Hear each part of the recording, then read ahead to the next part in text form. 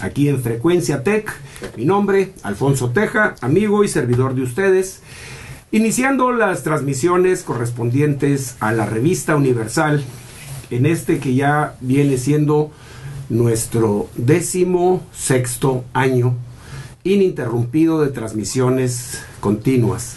Me da mucho gusto recibir en primer lugar a mi buen amigo Hugo Fernández. Hugo, bienvenido a la Revista Universal. Vienes ahora en representación del colectivo Nosotros. Tenemos un tema muy amplio, bordando alrededor de la labor de nosotros, de este colectivo que paulatinamente va dejando huella, va imprimiendo un rastro de acción ciudadana, que es algo fundamental. Es un tema que ya hemos abordado nosotros aquí, contigo y con otros importantes voceros de la sociedad civil. ¿Por qué el colectivo Nosotros? Hablando de nombres. Hemos estado trabajando en diferentes causas ciudadanas, Alfonso, y específicamente en el tema de seguridad pública. Desde hace un par de años vimos y nos concentramos en hablar de la Ley de Seguridad Interior, que ha sido una ley, una propuesta, una iniciativa que tiene una historia larga. Por hacerla corta, estamos hablando de la iniciativa de Ley de Seguridad Interior que comenzó allá por 2009, por 2010 con la iniciativa del senador Gil Suart. Luego vinieron una serie de iniciativas para redondear. Finalmente nunca se pudo tener los votos para sacar esa iniciativa. Durante el periodo del sexenio del presidente Peña, finalmente se agregaron puntos a esta iniciativa.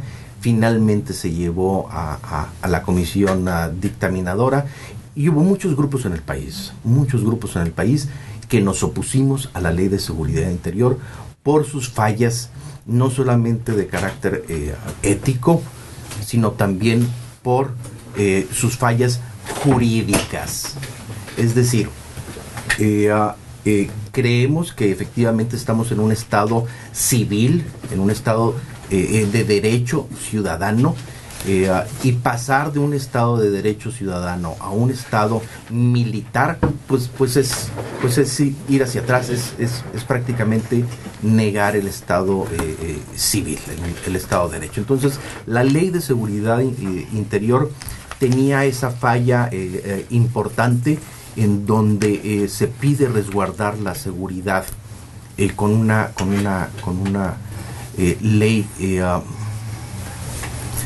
ley que era muy discrecional, ¿sí? En donde ahora lo vemos reflejado en la propuesta de Guardia Nacional. Se busca una seguridad a cargo o de dependencia militar. Eso no es posible. Claro. Y lo comento en un momento más. Adelante. Sí, le damos la bienvenida a Cristina Salas Salinas, que ya se incorpora a nuestra mesa de diálogo, y precisamente creo yo que valdría la pena empezar desde definir bien nuestros parámetros, porque yo recuerdo que desde que se iniciaron las discusiones en torno a esta Ley de Seguridad Interior, se discutía la terminología. ¿De qué seguridad estamos hablando? Porque se habla de seguridad nacional, seguridad interior, hay por ahí otro nombre, y cada denominación define un horizonte y una estructura política de acción. Entonces, pues esta discrecionalidad permea a lo largo de los documentos, que desde su concepto vienen ya planteados de una manera cuestionable, por decirlo menos. Entonces, bueno, vamos a abordar este tema, queridos amigos de la Revista Universal, en torno a un dictamen que está en discusión, entiendo, en estos momentos todavía ahí en el Congreso, sobre esta iniciativa de la Guardia Nacional, y el colectivo Nosotros ha hecho un pronunciamiento. Esta semana dio a conocer un comunicado en donde ustedes están pues asumiendo un análisis importante. Y sí, hay una parte que ya publicó la Gaceta Parlamentaria y ya desde ahí se ven una serie de puntos que nos dejan ver que, bueno, probablemente se están vigilando mucho los derechos de quienes integren eventualmente la Guardia Nacional, pero no los de la población abierta. En fin, ustedes son los que se han dado la encerrona para estudiar esto, y yo creo que es muy importante darle oídos, prestarle micrófonos a esta iniciativa ciudadana que con toda seriedad está trabajando colectivamente para proyectar esta capacidad de nosotros como ciudadanos, como soberanía esencial que somos del país, para encontrar los mejores rumbos, las mejores luces para avanzar colectivamente hacia la pacificación, hacia la justicia, hacia un estado de bienestar que parece que se nos difuminó de repente. Cristina. Gracias. Bueno, tú has de saber que tanto Hugo como yo fuimos candidatos apoyando a Andrés Manuel hace 6 años y medio. Yo no repetí volver a ser candidata, no me invitaron, y la verdad me siento mucho más cómoda desde mi total libertad de activista social, tratar de abonar a este cambio de país que en particular estoy segura que tanto Hugo como todo el colectivo, nosotros como yo, estamos de acuerdo que estamos viendo avances antes nunca vistos, ¿no? Lo que está pasando ahora de intentar detener y comenzar a lograr detener el robo de combustible, pues es algo que yo celebro. Según dice Andrés Manuel, pues desde Fox, desde el 2000, esto estuvo implementándose y subiendo. Unos son los guachicoleros en la calle y otros son los de corbata adentro de Pemex, que es lo mucho más grave. Y pues estamos emocionados. Yo veo casi todas las mañanas la conferencia de prensa de Andrés Manuel y estamos emocionados con la mayoría de los cambios que él está implementando ya. El problema es que no le podemos dar un cheque en blanco. Y sí, como colectivo nosotros, como ciudadanos, estamos preocupadísimos precisamente de lo que ya mencionó Hugo, de que el mando sea un mando militar. Pedimos al menos un mando mixto y preferiblemente un mando civil. ¿Por qué? Porque quienes si bien los militares han enfrentado al narco, y creo yo que no ha sido de la mejor manera, porque al fuego no necesariamente se le detiene con el fuego. No ha aminorado ni el consumo de droga interna del país, ni han aminorado las exportaciones a nuestro país vecino de cocaína, opiáceos, demás, ¿no? Esta guerra que implementó Felipe Calderón es una guerra fallida, una guerra perdida y una guerra que ha ocasionado una cantidad, más de 100,000 muertos en el periodo de Calderón. Aquí traigo la cifra exacta, y otros más de 100,000 muertos aún superando la cifra de Calderón con Enrique Peña Nieto.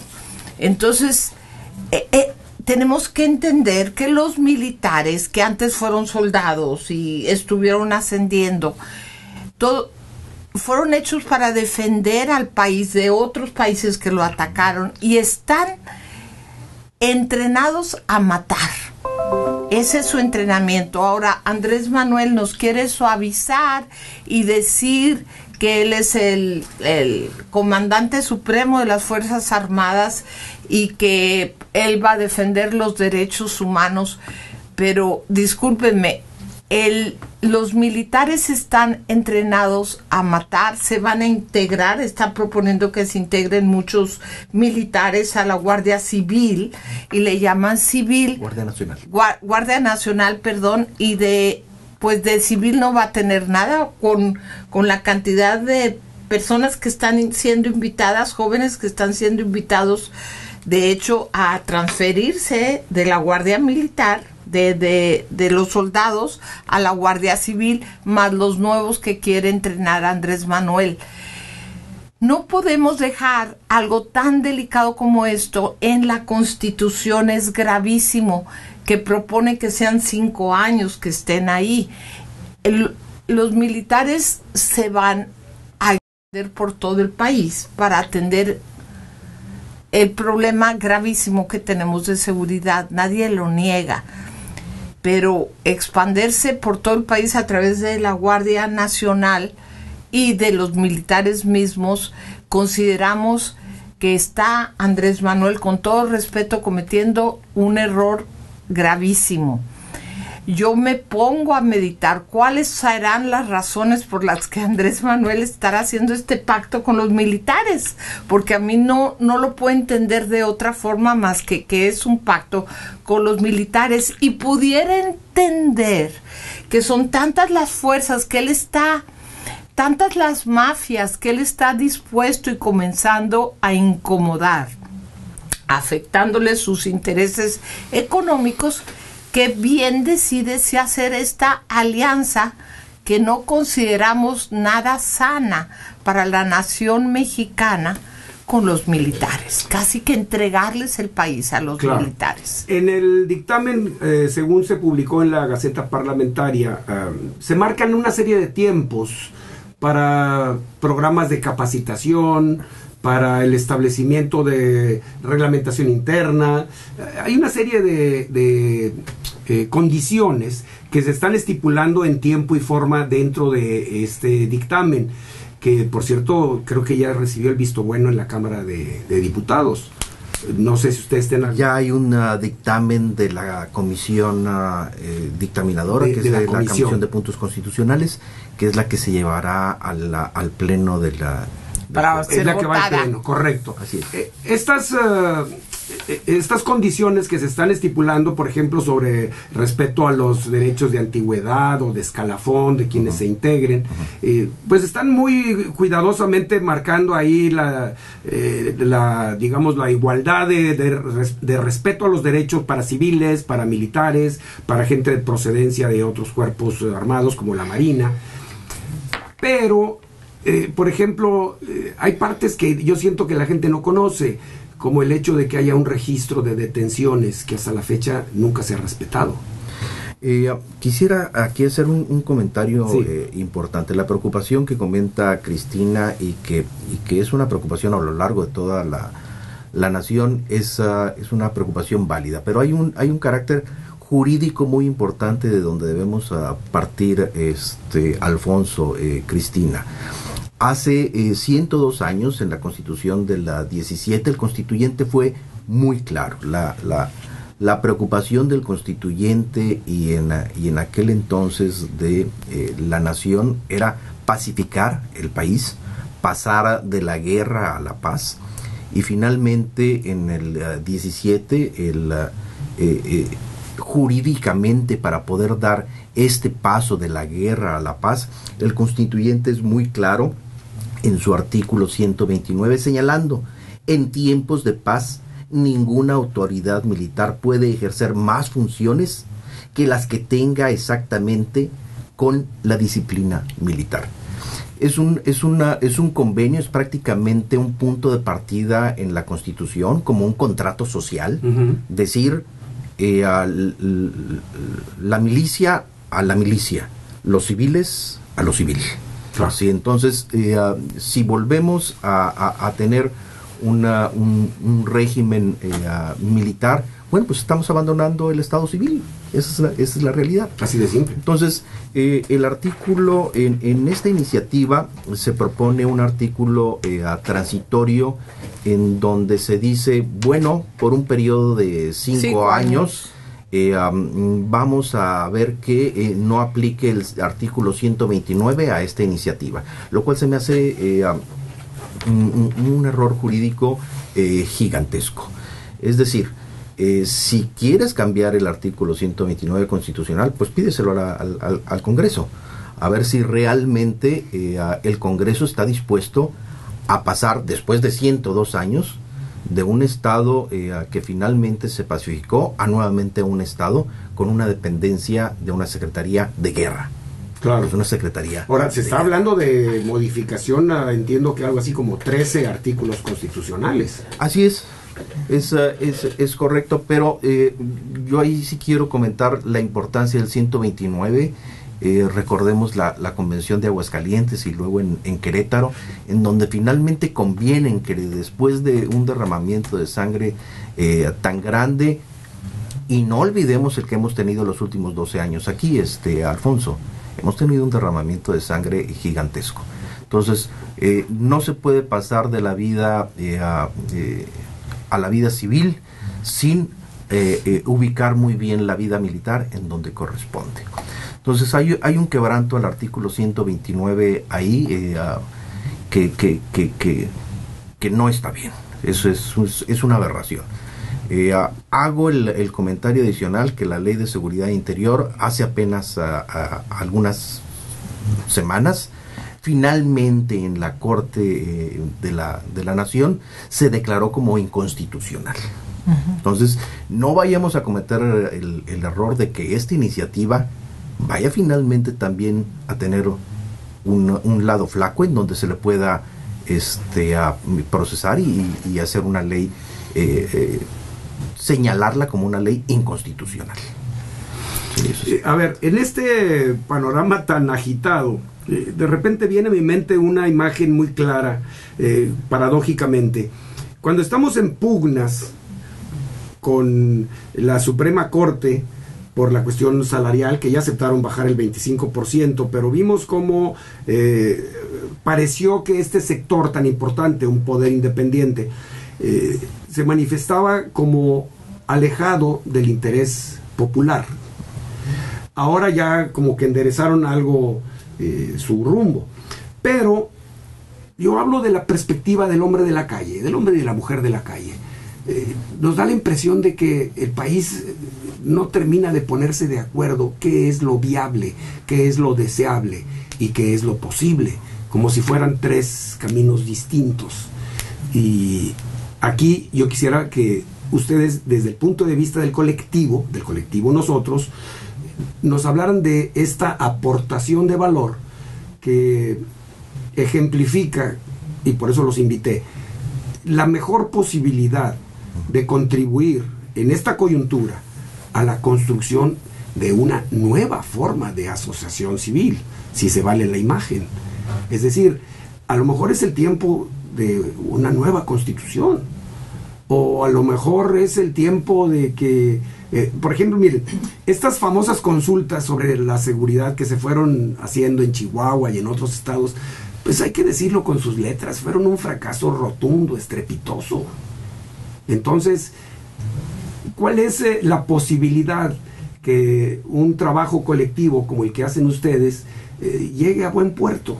Si la propia sociedad muchas veces no entiende estos vericuetos, estos puntos finos del origen o el destino de una disposición legal o jurídica. Lo voy a poner en otros términos convergentes. Yo fui miembro de la Guardia Nacional por haber hecho el servicio nacional, y creo que tú también, claro, ¿verdad? Hasta los 65 años estábamos ya por ley formando parte de ese cuerpo que funcionaba teóricamente para estado de guerra. Pero entonces ahora que incluso ya se habla de una nueva estrofa para el himno nacional que le cambie el espíritu bélico al texto de don Francisco González Bocanegra, estamos como el perro que se muerde la cola. Seguimos sin entender cuál es la identidad patria, la identidad de nuestro país. ¿Somos raza de bronce o qué? Como decía aquel abogado, raza de bronce, estás como para que te fundan y te conviertan en campana. Sí. ¿A qué se refería, Alfonso? Pues a eso, de que precisamente somos como que candil de la calle, oscuridad de la casa. O sea, que se cumpla la ley, sí, pero en los bueyes de mi compadre. Todos nos quejamos de la corrupción hasta que al compadre le toca hueso. Y entonces todos vamos a felicitarlo. Aquí tenemos que ser también pragmáticos, Alfonso, y es correcto. En lo pragmático es, la gente no quiere policías corruptas. No queremos policías corruptas. Ya no. Sí, las policías en todo el país están permeadas por la corrupción. Y entendemos la necesidad del régimen de decir, necesitamos echar mano de lo que tenemos para sacar esto adelante. Eso lo entendemos, eso no tiene vuelta de hoja. Lo que no es correcto es que esta gente de la que se está echando mano tenga una dependencia militar, porque entonces pasamos a un estado militar. Sí, lo correcto es muy sencillo, bienvenido, toda la disciplina de la milicia incorporada a la seguridad debe ser fabulosa, y así lo va a hacer. Lo que no se puede es que sigan teniendo como señala la iniciativa, se adscriban a la dependencia del ramo de la Secretaría de la Defensa. Eso es lo que no se puede. O sea que en principio queda muy claro que un señalamiento es: el mando debe ser civil o por lo menos mixto.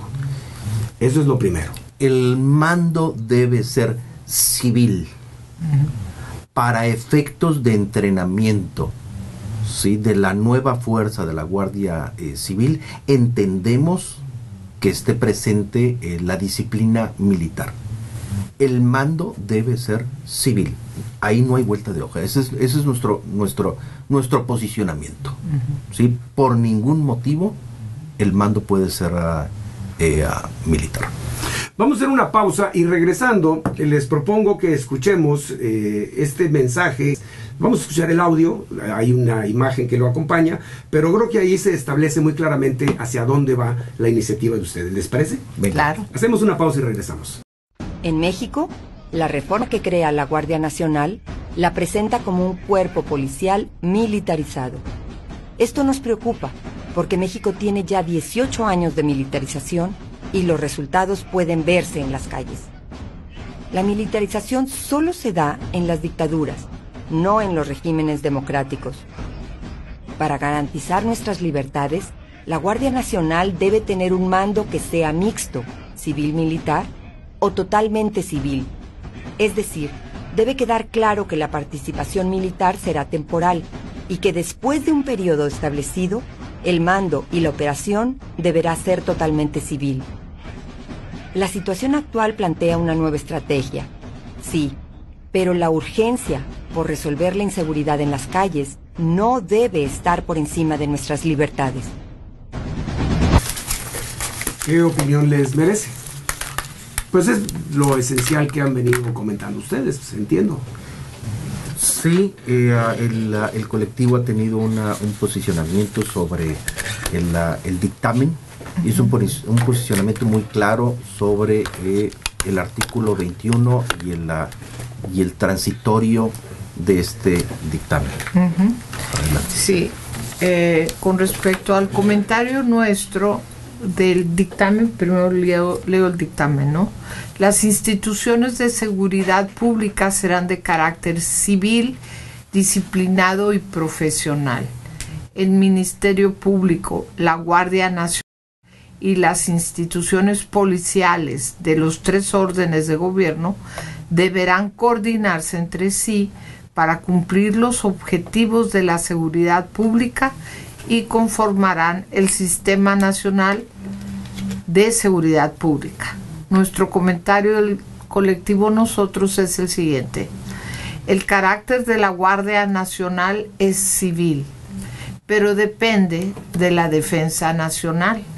Esto es una contradicción en sí misma. Por un lado, la define como una instancia civil, pero dependiente del Ejército en este artículo 21. Por otra parte, en cuanto al artículo transitorio que se propone, señala el dictamen: en tanto persista la emergencia de violencia e inseguridad en el país y por un plazo máximo de 5 años, como excepción en lo dispuesto en los artículos 21 y 129 de la Constitución, la Guardia Nacional será adscrita a la dependencia del ramo de la Secretaría de la Defensa. Nosotros lo que comentamos es lo siguiente, Alfonso: en otras palabras, la Guardia Nacional es parte de la Defensa Nacional, con esto que señala el dictamen. Esto no puede ser así, no debe ser así, si se tiene un carácter civil, que es lo que propone inicialmente el dictamen. Esto no puede ser así como lo dice el artículo 21, y menos por tantos años. Cuanto más pudiera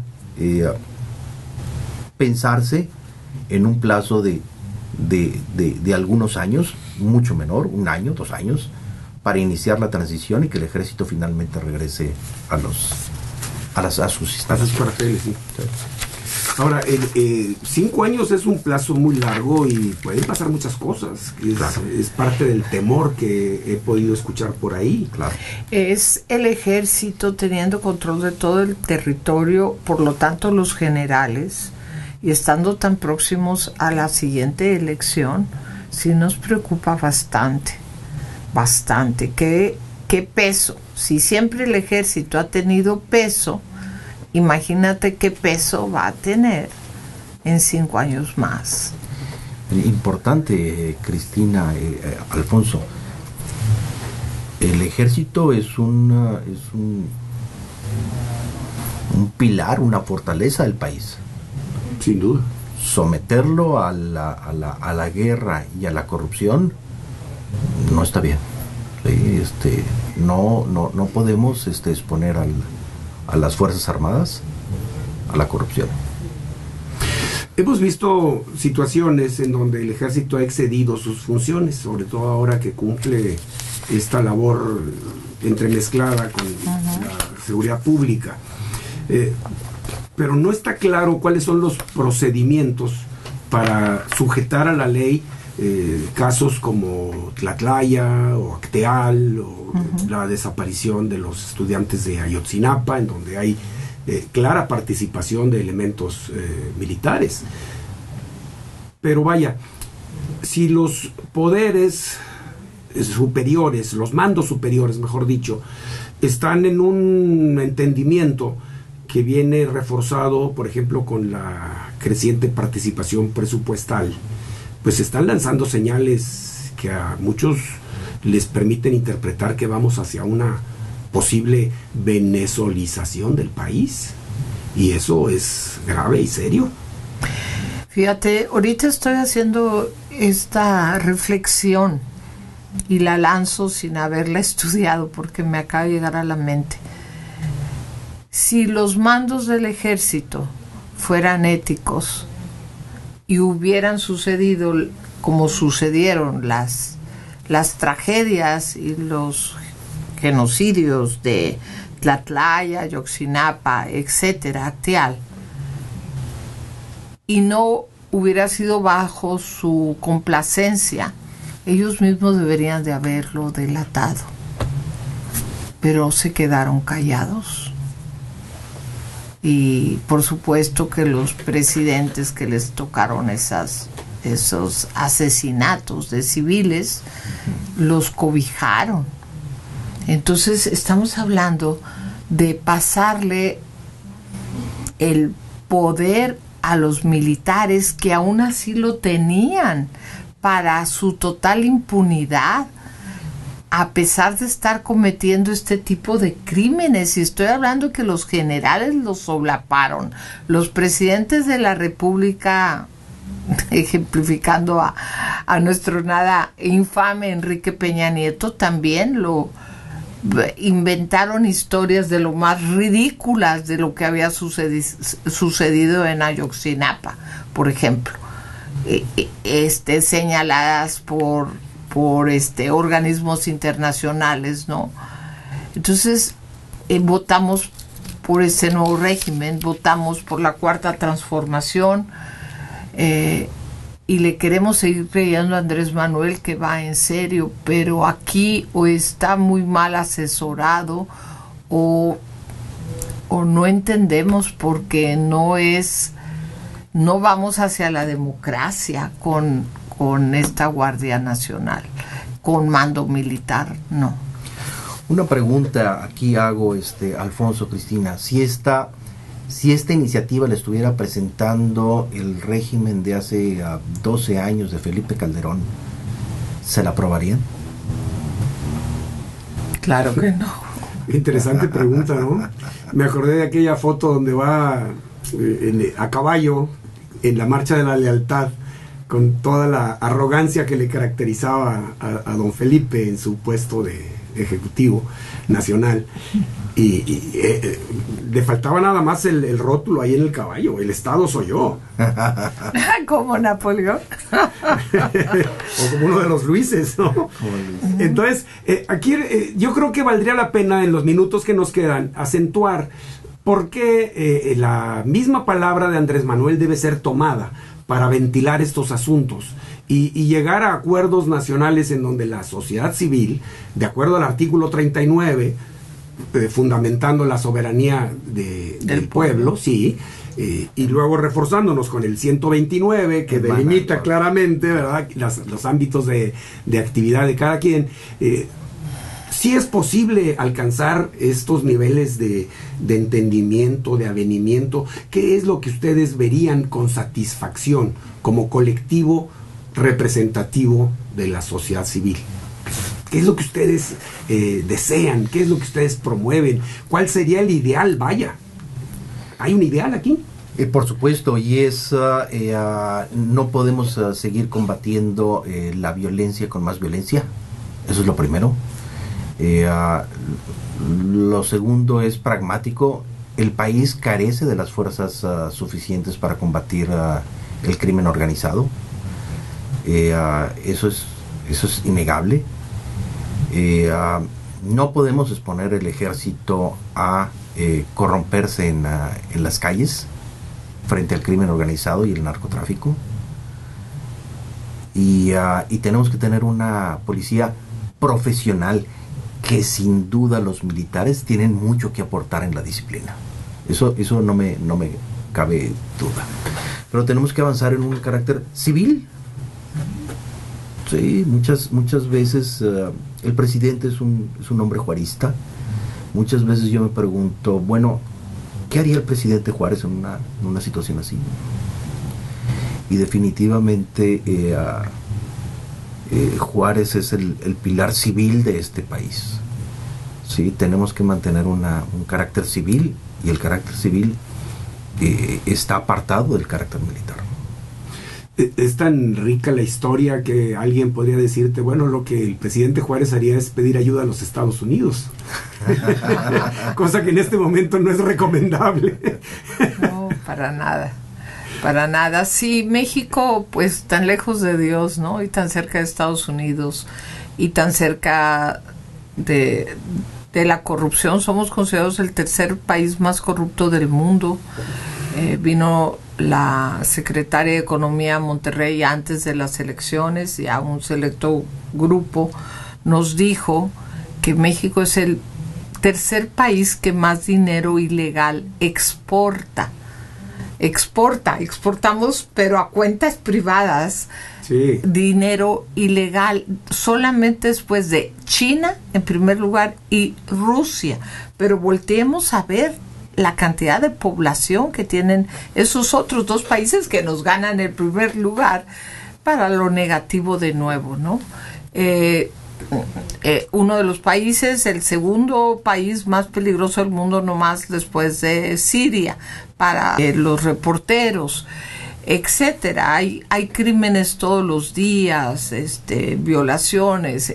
Estamos en un estado de descomposición extremo, y entiendo que se necesiten medidas extremas, pero con todo respeto a alguien por el que le hemos apostado ya por muchos años como colectivo, a nuestro actual presidente Andrés Manuel López Obrador, en estos puntos estamos de esta nueva ley que él pide, este dictamen que pide que se apruebe. Estamos en total desacuerdo con algunos de los puntos. Sí queremos la Guardia Nacional, pero no la queremos bajo el mando militar por todas estas tragedias que han ocurrido, y porque no va con nuestra Constitución, ¿no?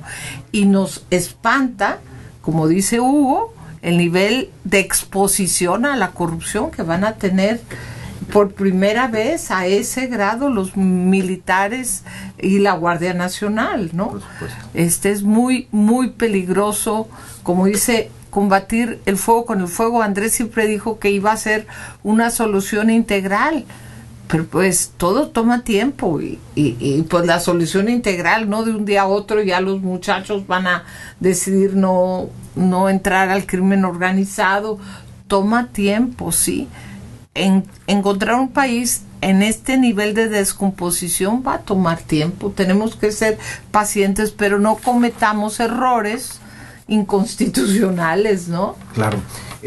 Hay que ser pragmático y recordar aquí algunas palabras, Alfonso, Cristina. Hoy día, y tomo palabras de las autoridades locales del Estado, hoy día el 80% de la violencia que padecemos en Nuevo León proviene de los crímenes, del crimen organizado, y particularmente del narcotráfico. Entonces la guerra contra las drogas, pues la ganaron las drogas. Entonces, mientras no veamos el origen de la violencia, quien sea que la esté combatiendo, pues vamos a seguir violencia contra violencia. Sí, tenemos que acudir a las raíces de lo que ha sucedido en el país en los últimos 30 años, particularmente en los últimos 12 años. Y la realidad es que vivimos en un paralelo narcoestado. Esa es la realidad. En el país no hay calle que no tenga un propietario de un cártel. Una calle, un municipio, como zona de distribución, un estado, una ciudad. Todos tienen un propietario. Entonces, no entrar a esa realidad, pues no es avanzar en otros lados paralelos. Sea quien fuera el carácter de la Guardia Nacional, el monstruo es gigantesco. No podemos negar, hay un narcoestado.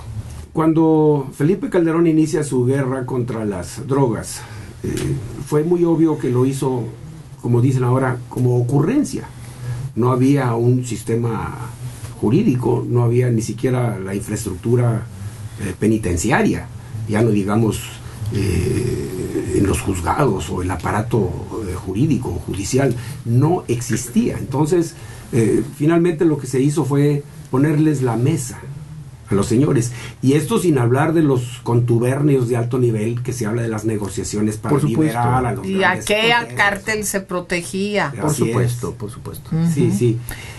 Entonces, ahora que estamos como el perro que se muerde la cola todo el tiempo, un país de ocurrencias en donde alguien podría decir, bueno, el combate a la corrupción en el huachicoleo, por ejemplo, pues demuestra que se está gobernando sobre las rodillas. Alguien no lo creo, que lo dice. Yo podría tener mis reservas en una opinión. Yo creo que el combate es auténtico, genuino, es valiente. Sobre todo, la perspectiva ante el público es lo que yo expongo. Es valiente. Entonces las consecuencias pues son amargas. Sí, no nos gusta. Si tienes cáncer y hay alguna probabilidad de salvarte, te tienen que operar. Y la cirugía no es cómoda. Aquí traigo una en la frente. La cirugía no es cómoda y tal vez te van a radiar. Y no es nada cómodo que te radien. Te vas a devolver el estómago, vas a estar débil, van a matar a muchas células sanas. O sea, México está en una total crisis de no nomás seguirle surtiendo a Estados Unidos, que por cierto allá nunca pasa nada, ¿verdad? El mercado más grande de consumidores del mundo, pero no pasa nada, nunca detienen a ningún jefe de cártel más que a los mexicanos. Hola, Chapo. Que te vaya bien allá en Nueva York. Y qué va, o sea, qué forma de afrontar esta descomposición extrema del país. Pues quieres detener el robo, pues vas a causar incomodidad a los ciudadanos, o que quieren que sigan sigan robando. Estuve chateando a las 8, 9 y 10, 8 y 9 de la mañana, 7, 8 y 9, con amigas de grupos de WhatsApp que están muy indignadas, que porque si van a batallar para surtir sus tanques de gasolina de sus automóviles, ¿no? Y les estuve explicando, o sea, hay que pagar un precio. Claro. Un precio porque se esto se detenga. Claro, me muero de ganas de que caigan los de corbata, Pues los sí, de adentro. En el minuto que nos queda, amigos del colectivo Nosotros, ¿qué se puede hacer para la recuperación de confianza? Porque estas son manifestaciones de profunda desconfianza, pero generalizada. Y creo que por ahí tenemos que iluminar el camino. Dos cosas importantes a mi parecer. A Cristina me adelanto un segundo. Es valentía para combatir sin tapujos, ¿sí? la violencia, pero combatir las causas. ¿Sí? Si no se da el combate a las causas de la violencia, pues vamos a seguir en un eterno combatir. Entre otras, regularización de las drogas, por favor. O sea, te meten a la cárcel por traer marihuana. No puede, y Estados Unidos ya la legalizó en muchísimos de sus estados. Es ridículo. Está demostrado, yo no digo que aplaudo a la marihuana, pero está demostrado que hace menos daño que el alcohol, que se expende en todos lados. Es grotesco estar en vecindad con el país en donde se está avanzando muy profundamente la legalización. No digamos ya lo que sucede en Canadá, en donde ya es legal en todo el país. Entonces hay que avanzar en las causas de la violencia, y en un 80% la causa de la violencia, al menos en Nuevo León, y eso lo sé, proviene de el crimen organizado.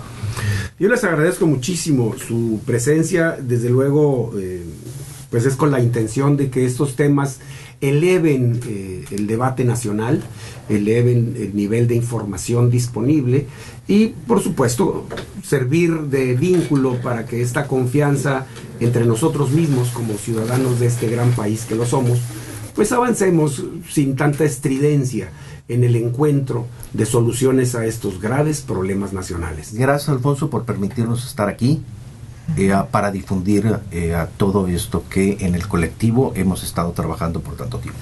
Muchísimas gracias, Alfonso. Ojalá, nada que agradecer, yo soy el que agradece, y por supuesto ojalá pronto se pueda repetir con mejores noticias, con más resultados, o ¿por qué no?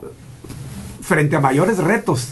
Ay, porque Dios nos no medimos quiera. por eso, ¿verdad? Por Así los es. retos que enfrentamos. Así es, gracias, Alfonso. Al contrario, muy saludos buenos a días. toda tu audiencia. Muchas gracias a todos por acompañarnos en este diálogo aquí en vivo en la Revista Universal. Hasta la próxima.